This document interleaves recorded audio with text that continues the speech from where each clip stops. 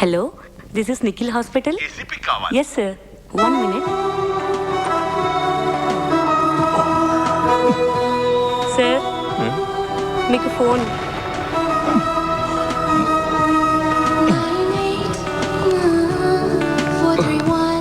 Hello. We are for you, always with you. Yeah, I am Mr. Ekelingam, IBI Insurance. నా మాట విని మీరు policy తీసుకొని ఉంటే విరిగిన మీ కాలుకి 10 లక్షలు క్లెయిమ్ చేసేవాడిని, 1 లక్ష కమిషన్ నేను తీసుకునేవాడిని. ఏంట్రా నీ ప్రాబ్లం? మీ పాలసీయే నా ప్రాబ్లం సార్. 99 మర్డర్లు చేసి 100వ మర్డర్ చేయబోతున్నా. To hell with you.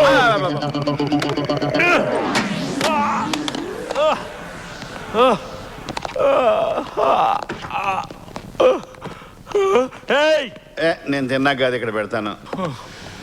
Hi Rahul, I'm Bose. ఏంటి టెన్షన్గా ఉన్నట్టున్నారు? మన దగ్గర అల్లాకి వచ్చిందేమో. Vasu, keep quiet. Akash case విషయం మీద మీ బదులు నన్ను అపాయింట్ చేశారు. ఆ కేసు విషయంలో మీ దగ్గర ఉన్న రిజల్ట్ కోసం వచ్చాను. చూస్తున్నారు కదా రిజల్ట్, ఒక కాలు పైకి ఒక కాలు కిందకి. అవసరమా? మీ దగ్గర బలమైన ఎవిడెన్స్ లేకపోతే మీరు మందాకిని అనుమానించరు. So do you have any evidence? Can you tell మీ?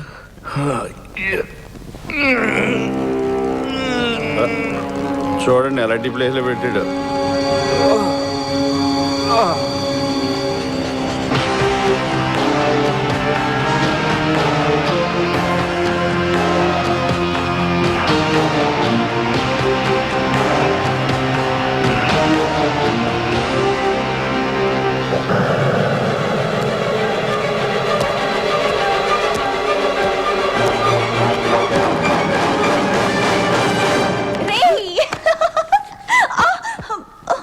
ఏ కోతి, నువ్వా? నేనే. ఏంట్రా, కష్టపడి నేను ఇక్కడికి రప్పించానే, కనీసం వచ్చిన తర్వాత ఒక కిస్ అయినా పెట్టావురా? అట్లీస్ట్ ఒక ఫోన్ అయినా చేసావా? నెత్తి మీద బండరాయిని పెట్టి వయలిన్ వాయించమందంట నీలాంటిది. అసలు ఈ కేసు ఎంత క్రిటికల్గా ఉంది తెలుసా? ఒకసారి నావల్ చదువు. చదివితే ఏం వస్తుందో? ఏదైనా చేస్తే వస్తుంది కానీ. వదులు, ఒకసారి ఈ పేజ్ చదువు. ఏముందిరా ఇందులో? ఊరికి దూరంగా ఉన్న గెస్ట్ హౌస్ అది. అర్ధరాత్రి 12 గంటలైంది. హోరున వర్షం కురుస్తుంది. విపరీతమైన చలి. గెస్ట్ హౌస్ అంతా ఖాళీగా ఉంది. కానీ ఒక గదిలో ఒక ఆడ, ఒక మగ, ఒకరి కౌగిల్లో ఒకరు ఒదిగిపోతున్నారు. ఏంట్రా బోస్, మంచి రొమాంటిక్ మూడ్ లోకి దించుతున్నావు? సర్లే చదువు. ఓకే. ఆమె చేష్టలకు అతడు కోరికలతో రగిలిపోయాడు. తీయని బాధ, గదంతా వేడి నిట్టూర్పులు. అతడు బోర్లా పడుకున్నాడు. ఆమె మత్తుగా మసాజ్ చేస్తున్నట్టుగా కదులుతున్న ఆ వేళ్ల స్పర్శను ఆస్వాదిస్తున్నాడు. కామంతో మత్తుగా ఉన్న ఆమె కళ్ళు ఒక్కసారి హఠాత్తుగా ఎర్రబడ్డాయి. మృదువైన ఆమె చేతి వేళ్లను ఇనుప చువ్వల్లా మార్చి మర్మకళతో అతని వెన్నుముకను పటపట విరిచింది. మర్మకళ, the art of killing a person with bare hands by breaking his spinal cord. It's an ancient art.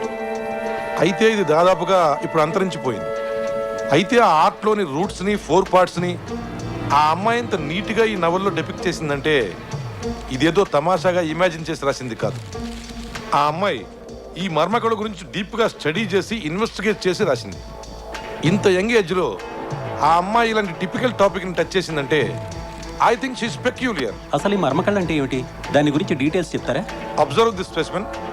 కేంద్ర నాడీ వ్యవస్థ పంపించే విద్యుత్ స్పందనల్ని మెదడు నుంచి పాదాల దాకా స్పైనల్ కార్డ్ అనబడే ఈ వెన్నెముక చేరవేస్తుందన్నమాట. ఎప్పుడైతే ఈ కోర్టెక్స్ని ఇలా విరిచేస్తామో వెంటనే ఆ మనిషి ఊపిరాగిపోయి అతని ప్రాణం పోతుంది. ఏ ఆయుధాన్ని ఉపయోగించకుండా బోన్స్ని విరవటం అనే కళ ఒక్క మర్మకళలోనే సాధ్యపడుతుంది. ఆ టెక్నికే ఇక్కడ యూజ్ చేసినట్టు నాకు అనిపిస్తోంది. ఈ కేసులో కూడా ఆకాష్ చనిపోయిన తీరు, ఆమె నవల్లో వివరించిన తీరు మనం అబ్జర్వ్ చేస్తే రెండింటికి చాలా సిమిలారిటీస్ కనిపిస్తున్నాయి. సో ఈ నవలంతా మర్మకళని బేస్ చేసి రాసినటువంటి నవల. ఇందులో ట్రైనింగ్ అయిన వాళ్ళు ఎవరైనా ఉన్నారా? Just a moment please.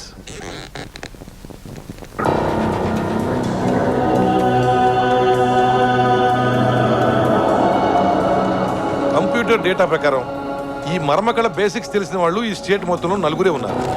అందులో ఒకరు ఆల్రెడీ ఎక్స్పైర్. ఆ మిగతా 3 కూడా దాదాపు 80 ఏళ్ళు పైబడిన వారు.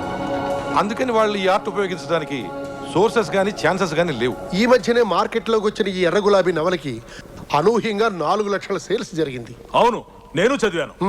ఒక నవల యావరేజ్ గా 10 మంది చదివినా 40 లక్షల మంది చదివి ఉండొచ్చుగా.